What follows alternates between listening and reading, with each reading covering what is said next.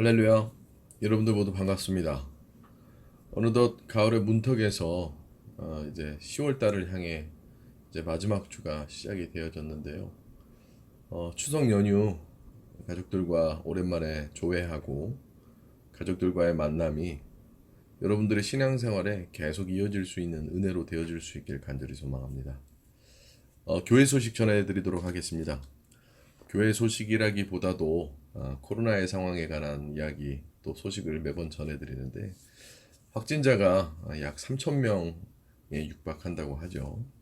백신 1차 예방접종자가 70%에 달했는데도 불구하고 여러 사회적 현상 때문에 또 여러 가지 이유 때문에 확진자는 늘고 있는 추세라고 하고 이 추세는 더 늘어날 거라고 합니다.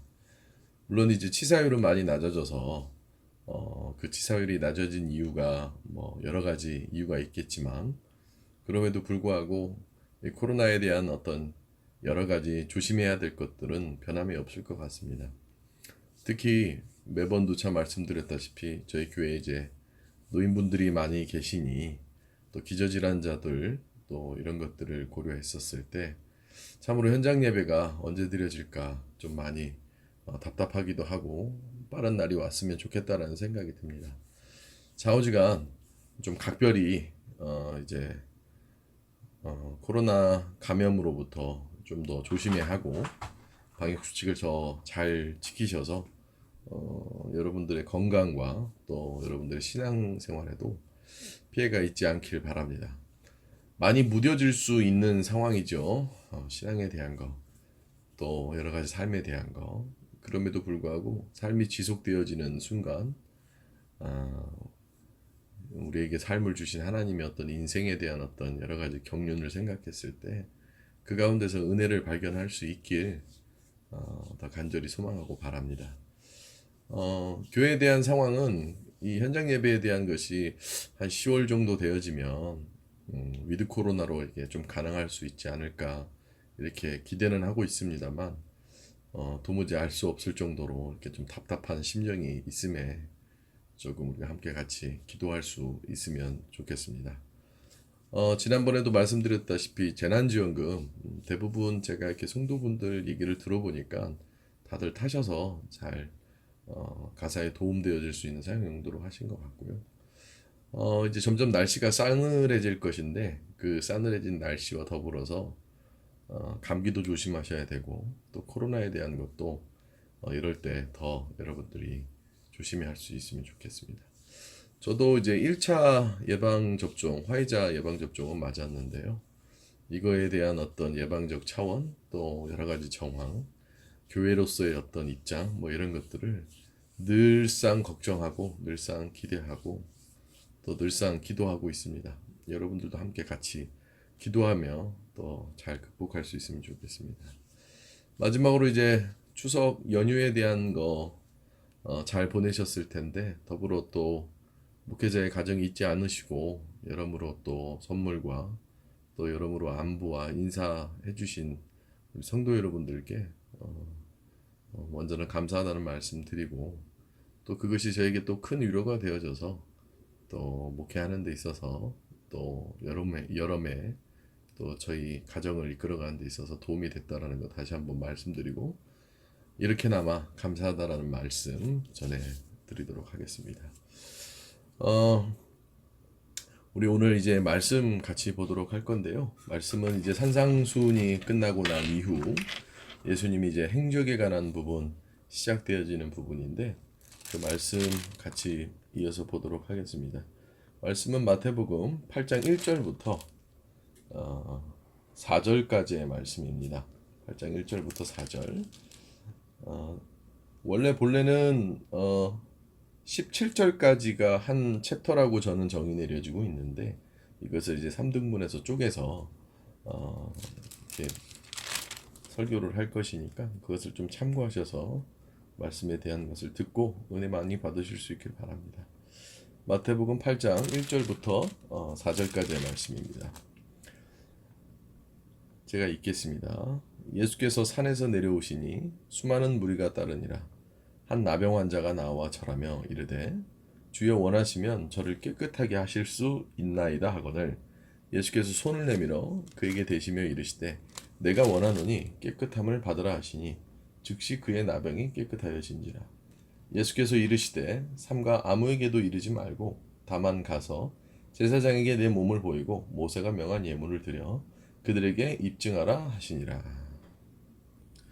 우리가 쭉 앞서 마태복음에 대한 강해를 시작으로 해서 산상수훈에 대한 부분을 굉장히 집중해서 오랜 시간 봤죠.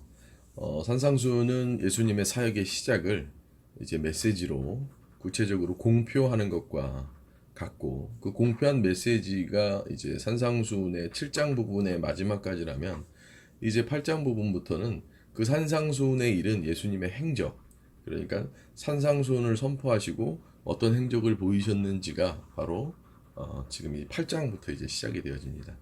어떤 면으로 봤을 때는 이제 예수님의 전도 사역이 이제 시작되어지는 부분이라고 볼 수도 있고, 또 크게 분류하기로는 예수님의 어떤 가르침과 그 가르침에 이제 상비되어지는, 대칭되어지는 예수님의 어떤 실천, 어떤 이런 부분들이 이 7장과 8장을 마태복음에 한해서는 구분해서 이제 나눠주고 있죠.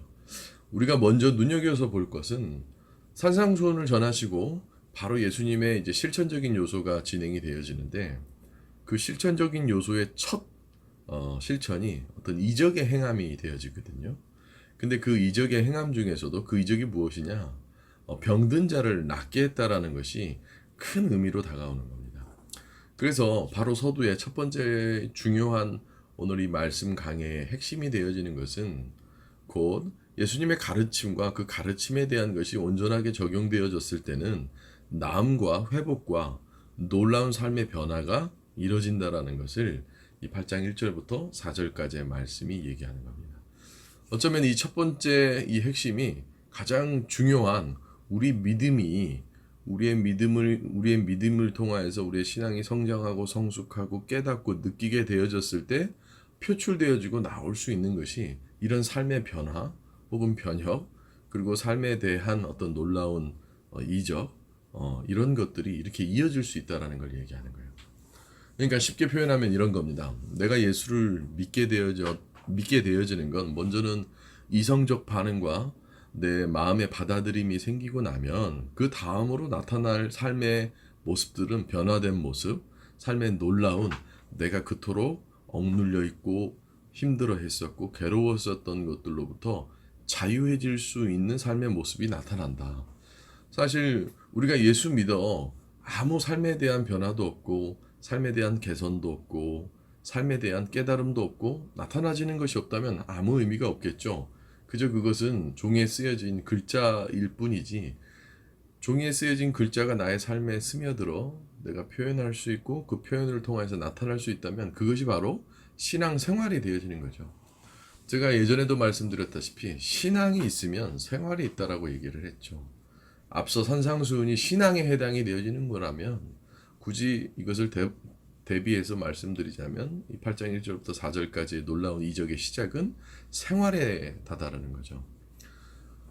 이것을 또 다른 면으로 보면 내가 예수님의 말씀을 참으로 받아들이고 참으로 그것을 내 삶에 적용시키려 한다면 그 적용시킴이 곧 놀라운 이적과 놀라운 행적과 삶에 대한 변화로 나타난다. 이걸 거꾸로 얘기하면 이런 거랑도 연관 지을 수 있습니다. 내가 예수님의 말씀을 온전히 받아들이고 깨닫지 못하고 그것에 대한 깊이를 알지 못한다면 변화가 이루어지지 않는다라는 거예요. 그러니까 내 삶의 변화를 추구하고 내 삶의 놀라운 개혁과 놀라운 삶에서의 이적을 바란다면 말씀에 대한 온전한 이해와 말씀에 대한 온전한 깨달음과 예수님의 가르침에 대한 어떤 몸소 받아들임이 있을 때야 비로소 우리의 삶이 변화되어질 수 있고 삶이 개선되어질 수가 있다는 거예요. 즉 또 다른 면으로 보면 이런 겁니다. 내가 예수를 믿어도 달라지지가 않고 내 삶이 변화되어지지가 않고 내 삶이 항시 똑같다면 그것은 다른 이유로 보자면 내가 말씀에 대한 것을 온전히 깨닫지 못하고 말씀을 제대로 적용하지 못하고 말씀대로 살아가려 하지 않기 때문에 그럴 수가 있다라는 것이죠. 예수를 믿고 예수를 믿음에 삶에 대한 것을 회의하는 사람들이 되게 많습니다. 그러니까 쉽게 얘기해서 예수 믿어도 소용이 없더라. 그것은 사실 우리 스스로 반성해 볼 수 있는 의미로 본다면 우리가 예수님의 말씀을 얼마나 깊게 깨닫고 느끼려 하겠습니까? 이런 차이가 있죠. 내가 놀라운 이적을 원해서 예수님을 믿는 것과 내가 예수님을 정말 깊이 있게끔 믿어서 그 믿음 때문에 당연스럽게 삶의 변화와 많은 은혜가 오면 완전히 다른 것이죠. 그러니까 이 뭐 굳이 비유를 들자면 이런 거가 될 수가 있어요. 대부분 사람들이 이제 돈 버는 걸 좋아하니까 돈에 대한 원리, 돈에 대한 습성, 돈이 가지고 있는 어떤 가치, 돈에 대한 이해, 뭐 이런 것들을 알았을 때에 돈을 벌 수가 있게끔 되어지는 것이지, 돈을 벌기 위해서 그것을 이해해 보려고 하는 것은 그건 조금 다른 맥락이 되어질 수가 있겠죠. 사람들은 그저 어떤 일종의 예수를 믿으면 이런 혜택이 있다더라, 예수를 믿으면 이런 좋은 점들이 있다더라 라고 먼저 우리가 선행적으로 주님의 말씀에 깊이 있게끔 다다르려고 하기보다는 그 말씀이 줄 결과만을 집중하는 거죠. 뭐 어떤 사람들은 그렇게 얘기할 수도 있어요. 뭐 그거나 저거나 뭔 차이가 있냐, 결과는 똑같지 않냐. 절대 그렇지 않죠. 앞서 산상수훈에서도 과정에 대한 이야기를 했듯이 우리가 온전히 주님이 가르쳐 주시는 말씀과 주님의 가치관과 주님이 우리에게 주시는 하나님에 대한 그 깊은 이해를 비로소 했을 때에, 또 그것에 대한 믿음이 온전해질 때에 삶에 대한 결과가 우리에게 다가오는 것이지, 내가 원하는 결과값을 누리기 위해서 예수를 믿는 것은 다른 것이죠. 더 쉽게 표현하면 이겁니다. 예수를 믿어 나올 수 있는 결과를, 그 결과값만 보고 예수를 믿으려 하면 오히려 오차가 생길 수가 있다라는 것이죠. 물론 이것은 상호 호환적인 겁니다.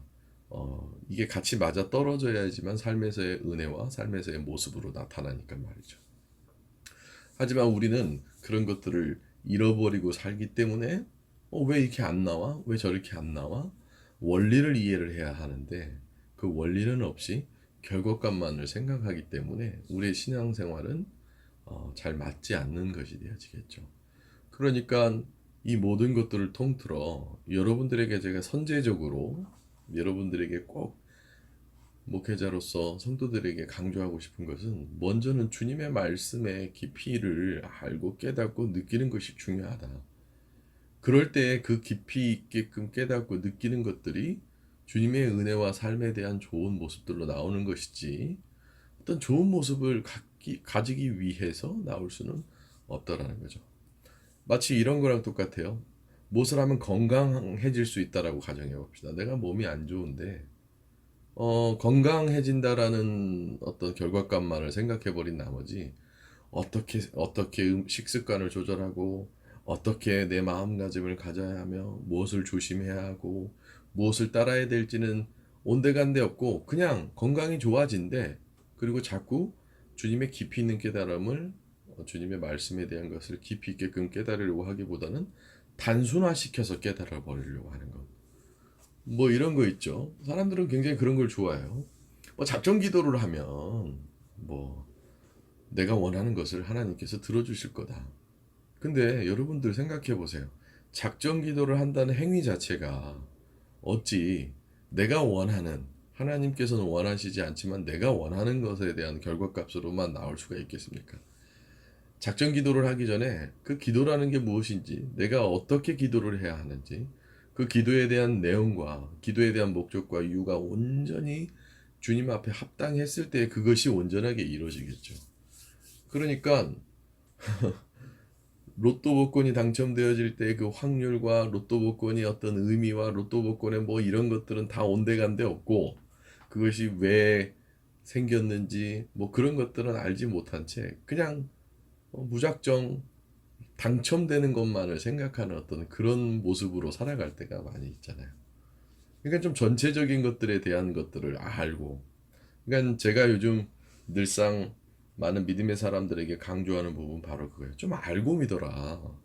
알고 믿었을 때에 또 오는 은혜가 더 깊이 있게끔 알게 되어진다.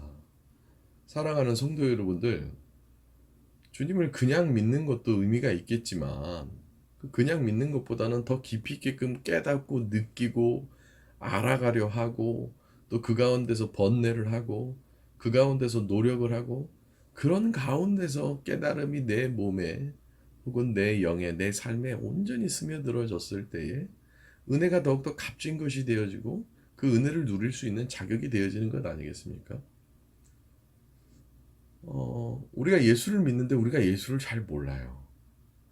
우리가 예수를 믿는데 예수님이 무슨 말을 하셨고 우리가 무엇을 원하는지를 몰라요.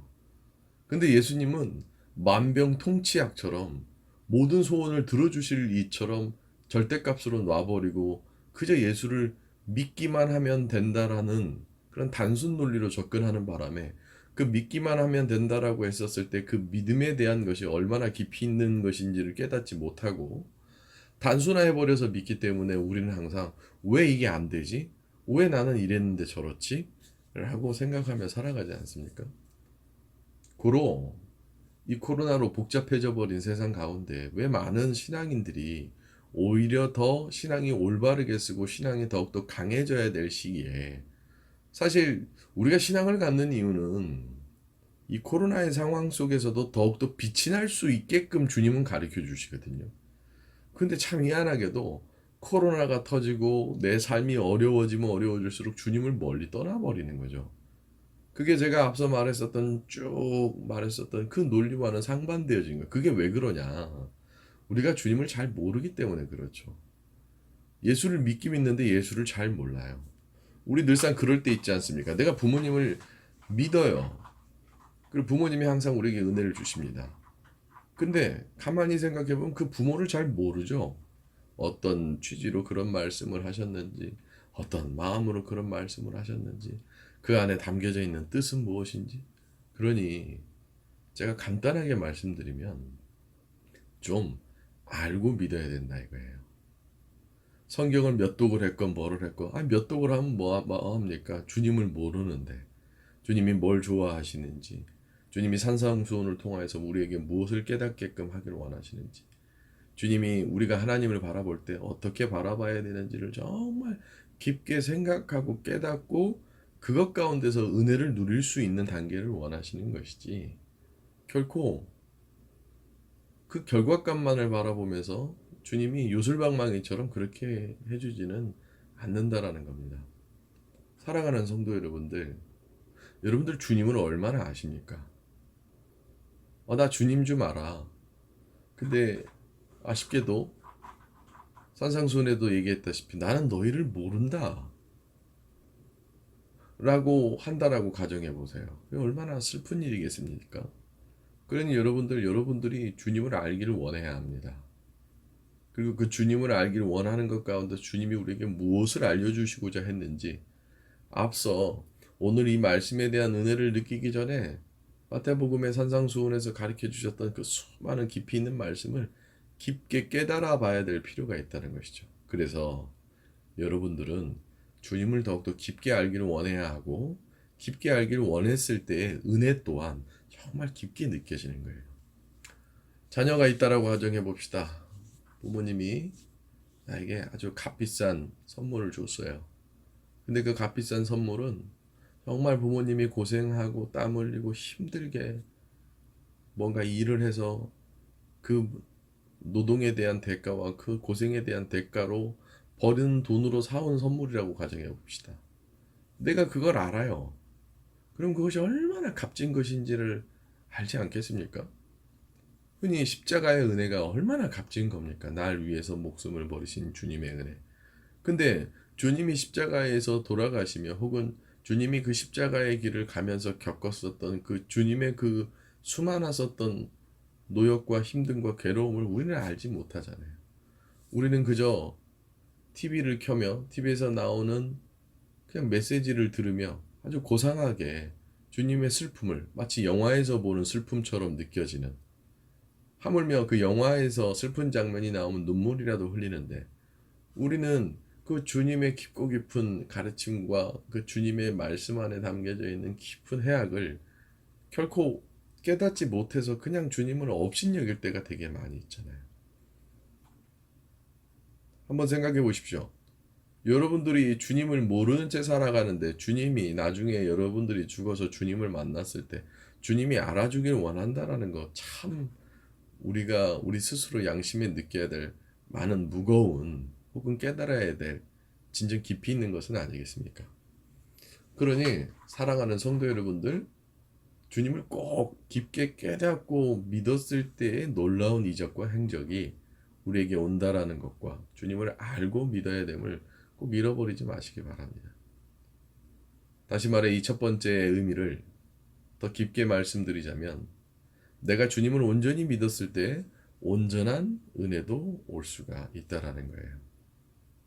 오늘 본문 말씀에 나병 환자가 주님을 믿는다라고 하는 표현이 나와요. 그리고 산상수훈에서 했던 그 수많은 가르침의 말씀에 자기 스스로가 너무 감동을 받은 거예요. 그리고 그 감동 가운데서 믿음의 고백이 있었더니 그 믿음의 고백 가운데서 절대 떨쳐낼 수 없는 정말 그 무게감이 너무 괴로우리만큼 힘든 나병 환자로서의 삶에서 자유로워질 수가 있었던 것이죠. 그런즉 우리가 이 말씀 안에 담겨져 있는 산상수훈 후에 주님의 행적은 곧 말씀에 대한 가르침과 동시에 행동으로 나타나는 주님의 모습과 동시에 나병 환자의 믿음이 결국은 그 주님의 말씀을 온전히 스며들어서 그 사람 또한 삶에 대한 변화가 이루어지는 거잖아요. 주님을 온전히 믿으면 변화될 수밖에 없습니다. 내가 변화되지 않는 이유는 주님을 온전히 믿지 못하기 때문이에요. 주님을 온전히 믿지 못하는 이유는 내가 주님을 알지 못하기 때문인 거예요. 그저 내가 업신여기기 때문에 그런 것은 아니겠습니까? 성도 여러분들, 주님을 알고 믿고 온전히 믿는다면 온전한 변화가 온다라는 사실을 잃어버리지 마시기 바랍니다. 그 다음에 이제 두 번째로 중요한 것이 바로 믿음에 관한 겁니다.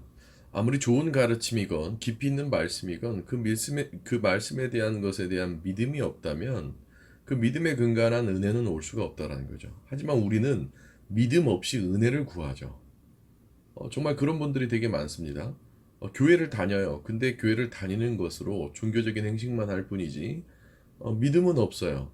그냥 커뮤니티가 좋은 거고 교회 사람들과 어울리는 게 좋은 거고 교회에 속해서 뭔가 공동체 활동을 하는 것에 좋을 뿐이지 주님에 대한 믿음이 없어요.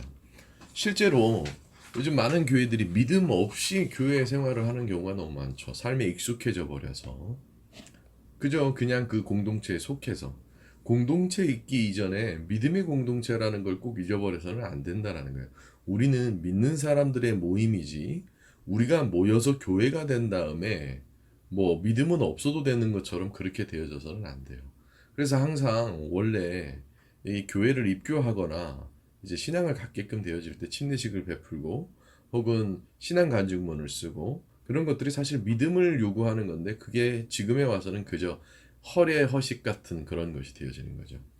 이런 거랑 똑같죠. 결혼식을 해요. 결혼식장에 들어가서 주례를 보고 뭐 서양문을 읽고 뭐 얘기해요. 그게 고백이잖아요. 근데 그러고 나서 헤어지는 얼마나 많은 부부들이 있습니까? 그건 왜 그래요? 서로에 대한 믿음이 없기 때문에 그런 것이죠. 그러니까 서양문을 쓸 때는 얼마나 믿음 있는 것처럼 얘기합니까? 물론 믿음을 지키는 것, 또 믿음을 유지하는 것 참 어려운 문제이지만 좌우지간 우리가 무언가 은혜를 얻기 위해서 결혼해서 행복한 생활을 하기 위해서는 서로에 대한 믿음이 있어야 되듯이 그래서 성경에서는 신랑 대신 예수님 뭐 이런 것들을 표현하잖아요. 우리는 신부가 되어지는 거기도 하고 그리고 호롱불을 들고 기다리는 어떤 신부들의 모습들 그건 다 신랑에 대한 믿음이 필요한 거잖아요. 그런 것처럼 아무리 좋은 가르침이 있고 마치 아무리 좋은 조건의 남편이 있고 신랑감이 있더라고 하더라도 내가 믿음이 없으면 힘들잖아요. 실제로 결혼 생활 가운데 뭐 의부증, 의처증 이런 것들은 믿음과 대비되어지는 현상인데 그게 오히려 실제로 그런 현상이 벌어지지 않았는데도 믿음이 없으니 그걸로 올 수 있는 행복할 수 있는 가정생활과 부부생활이 다 무너져 버리는 거잖아요. 그래서 두 번째로는 아무리 중요하고 멋지고 깊이 있는 말씀이더라도 그것을 향한 믿음이 없을 경우에는 은혜가 오지 않아요. 오늘 나병 환자가 나음을 받는데 그 나음을 받기 이전에 어떤 모습이 나오냐면 2절에 이렇게 나옵니다. 한 나병 환자가 나와 절하며 이르되 주여 원하시면 저를 깨끗하게 하실 수 있나이다 하거늘. 그러니까 저를 깨끗하게 해주실 수 있습니까? 그러면 제가 주님을 믿겠습니다. 이게 아니죠. 주님은 저를 충분히 깨끗하게 하실 수 있습니다. 내게 그런 믿음이 있습니다. 그러니 주님이 원하시면 깨끗게 해주십시오. 이건 굉장한 어떤 태도에 대한 차이가 있는 것이죠. 근데 우리는 어떻습니까? 뭐 이거 되면 내가 예수 믿을게요. 라는 어떤 그런 항상 의심 가득한, 그러니까 믿음이 있는 것이 아니라 교회를 다니면서도 의심이 가득하고 계속 조건절을 달죠. 저번에는 뭐 그건 그랬었고 저건 저랬었고 요번에 이렇게 해주시면 내가 주님 잘 믿을게요. 사실 아무리 훌륭한 말씀, 산상수훈에 대한 가르침이 정말 놀라운 말씀일지라도 그것에 대한 믿음이 없이는 은혜도 오지 않는다라는 것이죠. 그래서 기억해야 될 것은 나병 환자가 이렇게 놀랍도록 깨끗함을 받을 수 있었던 건 깊이 있는 말씀에 대한 깊이 있는 믿음이 있기에 은혜로서 이어질 수 있었다는 겁니다. 여러분들은 어떻습니까?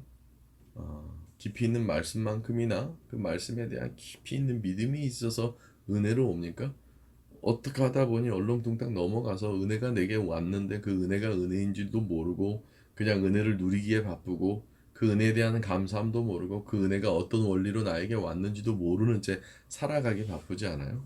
마치 길 가다가 뭐 좋은 거 주운 것처럼 은혜를 그렇게 값없이 여기고 있는 것 아닙니까? 은혜에 대한 값없이 여김에 대한 문제가 바로 그런 걸로도 여겨지는 것이죠.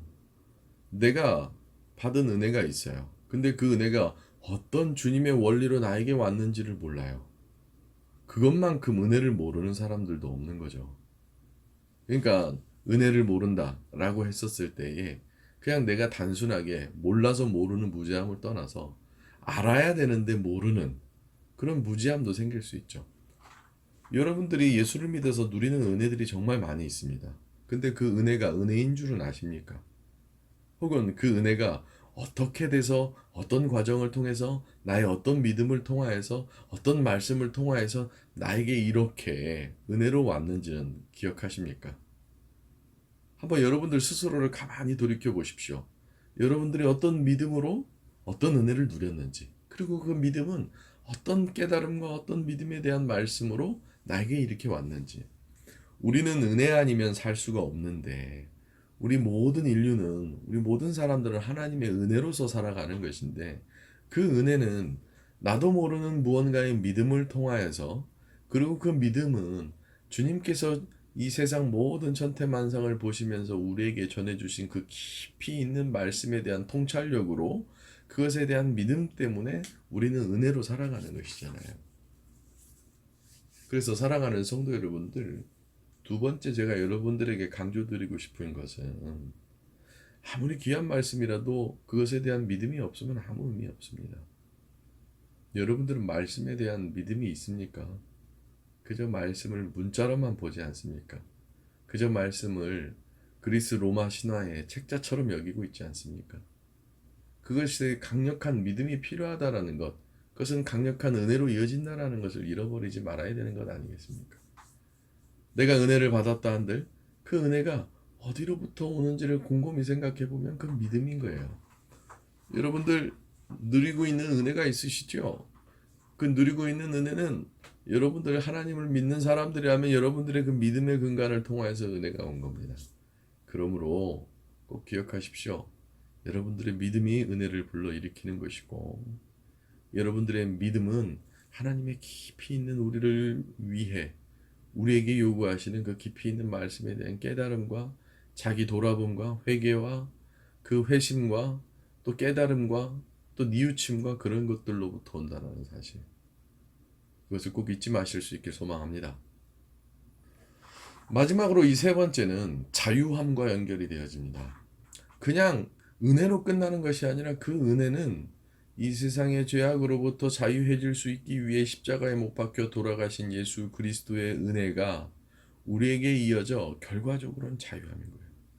오늘 보세요. 나병 환자는 평생 자기의 나병 때문에 억눌려 있었던 삶에 대한 것이 은혜로서 말미암아 자유로 이어지는 거예요. 근데 그 자유는 누가 허락하고 누구에 의해서 누구를 믿었을 때 가능한 겁니까? 인간은 본래 어떤 철학적인 요소를 통해서 보더라도 자유하고 싶습니다. 근데 그 자유라는 건 내가 내 마음대로 하고 싶은 대로 내가 원하는 대로 하고 싶은 대로 이렇게 이루어지는 것만이 자유가 아니에요. 평안함이 곧 자유이죠. 억눌렸던 것들로부터 자유해지는 것. 오늘 나병 환자를 보세요. 평생을 이 구약 시대의 나병 그리고 신약 넘어와서도 나병 이것은 죄악과 많은 관련이 있는 거거든요. 사람이 죄를 지어보세요. 불편해집니다. 사람이 죄를 지어보세요. 사악해져요. 그러니까 여러분들의 괴로움이 있을 거 아닙니까? 그 다 죄악이랑 연결돼 있어요. 누구랑 눈을 못 마주치고, 누구한테 민망하고, 누구를 욕하고, 누구를 막 얽매이게끔 하고, 꾀를 부리고, 수단을 쓰고, 그 다 사실 죄랑 이어지잖아요. 그래서 얼마나 자유해졌습니까? 꾀 부리느라 바쁘고, 이것저것 핑계 내느라 바빠서 결과적으로는 자유하지 않습니까? 아무리 돈을 많이 벌어도 자유하지 못하고 아무리 많은 것들을 누리며 살아도 자유하지 못한 것은 왜 그러겠습니까? 좋은 것을 먹고 좋은 것을 입고 좋은 것을 즐겨도 자유하지 못한 것은 그 안에 모든 죄에 대한 습성이 있기 때문에 그런 거예요. 그리고 그 모든 것들이 은혜와 연관이 되어져 있고 그 은혜는 사실은 자유하는 거예요. 결국은 우리가 은혜를 받아야 하면 자유해지기 위한 거거든요. 내 마음대로 내 뜻대로가 아니라 평안함을 누리기 위한 거라고요. 우리 인간에게 자유함은 하나님에게는 우리 신앙 안에서는 평안함이라는 것을 잃어버리지 마시기 바랍니다. 이 평안함과 자유, 여러분들 어떤 차이인지를 아시겠습니까? 내 입장에서의 자유는 하나님 안에서 우리를 볼 때는 평안함인 거예요. 제가 인생을 살다 보니 아무리 많은 것을 누리고 아무리 많은 것을 계획하고 아무리 많은 뜻을 함께하고자 할지라도 자유하지 못하다라는 것을 인생을 살면 살수록 더 느낍니다. 여러분들도 그러지 않으세요? 여러분들은 자유하십니까? 그 자유하지 못한 이유가 뭘까요? 은혜가 없어서인 거죠. 그리고 그 은혜가 없음과 자유하지 못함은 오늘 비로소 이 말씀을 보면 주님께서 평안을 주시잖아요. 왜? 우리의 인생의 주인은 우리가 아니라 하나님이 우리를 모두 주관하신다는 사실을 주님께서 오늘 이 나병 환자를 통해서 보여주시는 거죠. 믿음, 깨달음, 은혜, 자유함, 평안함 그것이 어떻게 일맥상통되어지는지를 아시겠습니까? 방금 언급한 것들이 산상수훈 안에 고스란히 녹여져 있습니다. 다시 한번 산상수훈을 살펴보십시오. 그리고 그것이 비로소 8장에 와서는 가장 천대받았었던 억눌렸었던 나병 환자의 믿음의 시작을 통하여서 그 모든 것들을 누리게끔 되어지는 것이죠. 코로나의 상황, 우리가 누려야 될 것들이 평안함과 자유함이라면 우리는 곧 나병 환자요. 그 나병 환자가 이 평안함과 자유함을 누릴 수 있었던 이 모든 과정을 한번 보십시오. 주님은 우리가 자유하며 우리가 평안하기를 원합니다. 그래서 주님이 십자가에 못 박혀 돌아가시고 부활하신 뒤에 제자들에게 먼저 와서 제일 하신 처음 말씀은 너희가 평안하느냐 너희가 평안하느뇨 이렇게 물어보시죠. 사랑하는 성도 여러분들, 우리가 주님을 믿는 이유는 우리 입장에선 자유함이겠지만 하나님의 입장에서는 평강이요 평안이요 그 모든 것들이 은혜라면 그것은 우리의 믿음 그리고 그 믿음 이전에 깊은 깨달음과 깊은 뉘우침과 자기 자신에 대한 돌아봄 하나님이 나의 주인이시며 하나님이 우리의 아버지이심을 우리가 상기하며 다시 한번 굉장히 원론적이고 기초적인 것 같지만 이 산상수훈의 가르침이 삶에서 나타나는 모습까지 우리가 온전히 이것이 시나리오화 되어야 되는 것은 아니겠습니까? 성도 여러분들, 코로나의 상황, 더 복잡해지는 세상, 모든 관계가 단절되어지는 시대, 여러분들은 하나님 앞에 온전히 바로 서 하나님과의 온전한 관계 속에서 살아갈 수 있길 간절히 소망합니다. 기도하겠습니다. 우리에게 깊이 있는 말씀을 산상수훈을 통하여서 가르쳐 주신 주님, 그건 가운데 깨달음과 뉘우침과 돌아봄이 있게 하여 주셔서 결코 그것을 경히 여기지 아니하고 진중하게 여겨 그것이 믿음으로까지 다다르러 들어 우리에게 은혜로까지 이어지며 그 은혜가 우리에게 평강함과 평안함과 우리 안에 자유함을 허락할 수 있도록 아버지, 오늘 나병 환자가 누릴 수 있었던 그 큰 은혜와 그 깊은 깨달음과 믿음과 자유함처럼 우리에게도 이 복잡한 세상, 모든 사람들이 자기의 살 길을 찾아 떠나는 이 세상, 아버지, 주님을 바라보며 주님의 믿음 안에서 이 나병 환자와 같이 놀라운 은혜를 누리며 살아갈 수 있도록 아버지여, 부족하나마 연약한 우리 성도들에게 그것을 깨우치며 느끼게 허락하여 주시옵소서. 이 말씀의 값어치를 잊는 자들, 이 말씀의 값어치가 있다라는 것을 알고 깨닫는 자들 꼭 아버지께서 은혜를 허락하여 주시옵소서. 살아계신 예수 그리스도의 이름으로 기도드립니다.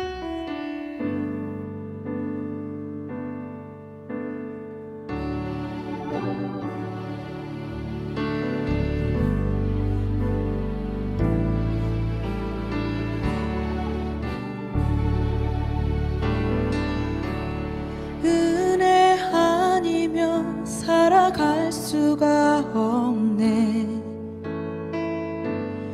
호흡마저도 다 주의 것이니 세상 평안과 위로 내게 없어도 예수, 오직 예수뿐이네. 은혜 아니면 살아갈 수가 없네. 호흡마저도 다 주의 것이니 세상 평안과 위로 내게 없어도 예수, 오직 예수뿐이네. 크신 계획 다 볼 수도 없고 작은 고난에 지쳐도 주께 묶인 나의 모든 삶 버티고 견디게